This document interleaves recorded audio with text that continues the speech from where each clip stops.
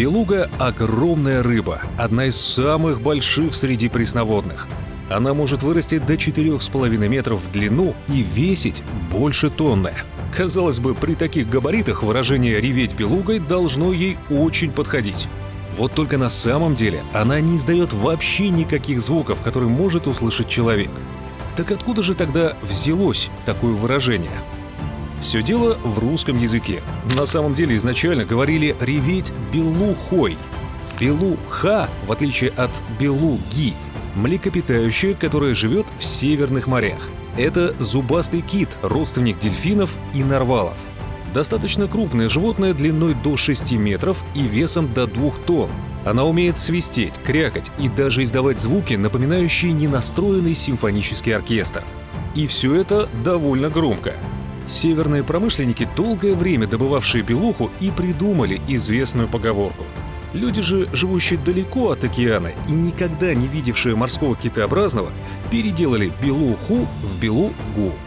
Эта рыба, хоть и не считается опасной для человека, имеет несколько одинаковых с главной подводной хищницей черт. Например, с момента рождения и до полного формирования организма белуга не имеет обычного для большинства представителей ихтиофауны скелета.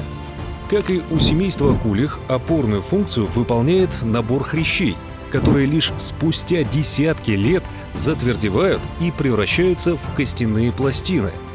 Кроме того, зубы у этого вида весьма остры, так что голыми руками вылавливать белугу не рекомендуется. Белуга относится к осетровым, но при этом отличается от остальных представителей этого вида большим ртом в форме полумесяца, по бокам от которого имеются длинные усы. На их концах расположены небольшие придатки в форме листа. Туловище цилиндрической формы довольно толстое, а нос очень короткий. Тело окрашено в пепельно-серый оттенок, а брюхо немного светлее. Определенного места обитания белуги не существует, поскольку она считается проходной. Нерест происходит в водоемах с пресной водой, в которые рыба попадает из моря. В Каспийском море белугу можно встретить практически везде, а для нереста она переплывает Волгу, Урал, Терек и Куру. В Черном море белугу видели недалеко от Крымского побережья, в тех местах, где имеется сероводород. Достаточно крупные особи были замечены неподалеку от Запорожья и Днепропетровска. Их вес составлял примерно 300 килограмм. Опытные охотники на белугу знают, что поведение этой рыбы сложно назвать стандартным для своего класса. Иногда над водной гладью ввысь на несколько метров взмывает 100-килограммовая туша, резвясь как дельфин. Белуга явно не претендует на роль самого ответственного родителя. Выбрасывая от 500 тысяч икринок во время нереста, она совсем не интересуется дальнейшей судьбой потомства. Более того, по прошествии некоторого времени, когда малек формируется в более взрослую особь, есть вероятность того, что мама ненароком пообедает своим отпрыском. По способу питания белуга – хищник, который ест преимущественно других рыб. Эти агрессоры начинают охотиться еще мальками в реке. В море питается преимущественно сельдью, тюлькой и бычками, но не пренебрегает и моллюсками. В желудках каспийской белуги находили даже бельков, детенышей тюленя. Ловля этой уникальной рыбы осуществляется очень давно, поэтому ее недаром называют царской.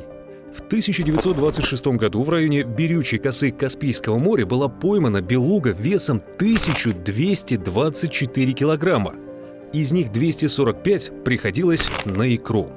А самая крупная белуга в истории России была выловлена в 1827 году. Масса огромной рыбы составляла 1,5 тонны. Записи о вылове этой рыбы содержатся в исторических документах, однако официально этот рекорд сегодня признается не всеми, ведь фото и чучела той рыбы нет, да и откуда им было взяться в те времена. Еще совсем недавно численность поголовья белуг была огромной. Чтобы собрать бесценную икру, чаще вылавливали самок. Поэтому в наши дни, прежде чем отправиться на белужью рыбалку, помните, что белый осетр является охраняемым видом. Ловить его можно только в специальных местах по принципу «поймал – отпусти».